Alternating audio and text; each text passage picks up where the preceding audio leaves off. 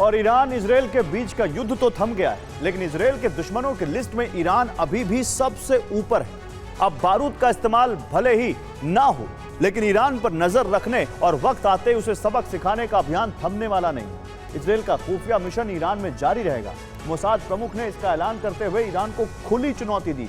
Mossad प्रमुख के मुताबिक इस बार ऑपरेशन में मोसाद की वजह से ही इजराइल ईरान से हर मोर्चे पर 2 कदम आगे रहा।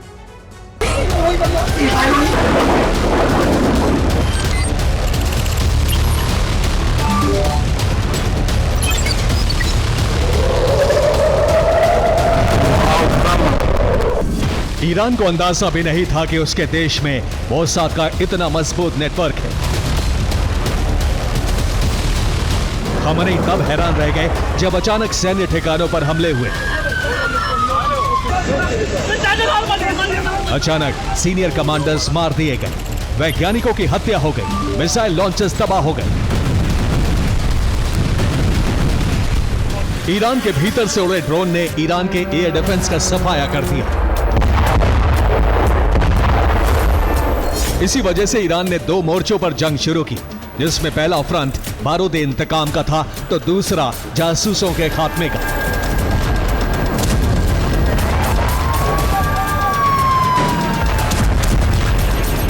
ईरान का दावा है कि इजराइल की खुफिया एजेंसी मोसाद और अमेरिकी खुफिया एजेंसी CIA के खिलाफ अभियान शुरू किया गया।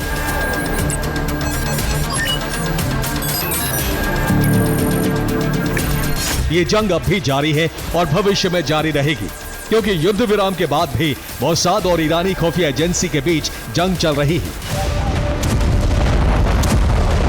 जंग तय है क्योंकि इसका ऐलान खुद मोसाद प्रमुख ने किया है। मोसाद के हेड डेविड बार्निया ने अपनी टीम की तारीफ की है। ईरान ऑपरेशन में कामयाबी को अकल्पनीय बताया है। कई सालों तक मोसाद के लिए ईरान एक सुरक्षित जगह थी। मोसाद प्रमुख की यही बात खमेनी और ईरान के खुफिया एजेंसी के लिए बड़ी चुनौती है।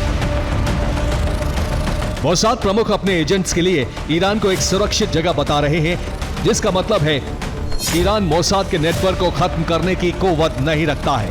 ईरान की खुफिया एजेंसी वाजा का अभियान अधूरा रहेगा। मोसाद जब चाहे ईरान के किसी भी कोने में ऑपरेशन चला सकता है। दूसरी तरफ ईरान की खुफिया एजेंसी वाजा ने पूरा जोर लगा दिया है। ईरान में मोसाद के नेटवर्क को खंगाला जा रहा है, ताबड़तोड़ गिरफ्तारियां हो रही हैं। ईरान में अब तक 700 लोगों की गिरफ्तारी हो चुकी है। 3 लोगों को ईरान में फांसी की सजा दी गई है।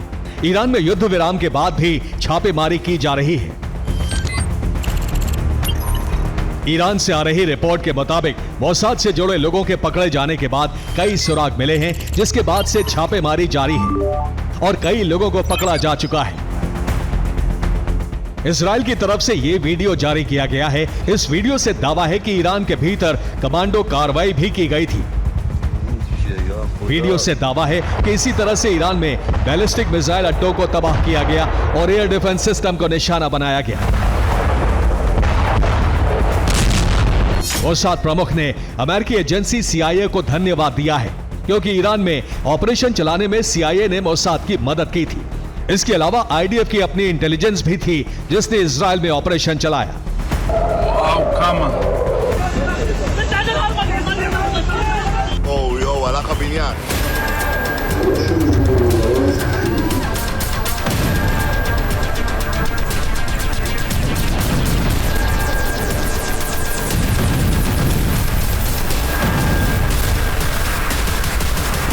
ईरान में मोसाद से दहशत है और मोसाद से जुड़ने वालों में डर बढ़ाने के लिए ईरान अब नया कानून लाने जा रहा है। अब ईरान में जासूसी करने और देशद्रोह करने वालों को सख्त सजा दी जाएगी। इस बीच कोशिश इजराइल में वाजा का नेटवर्क बढ़ाने की भी है। कई रिपोर्ट्स में दावा है कि ईरान के हर विभाग में मोसाद के एजेंट हैं। सीनियर पद पर मोसाद के जासूस बैठे हैं। ईरान की सेना में भी मोसाद की घुसपैठ है। लेडी जासूसों के जरिए हर अफसर पर नजर है।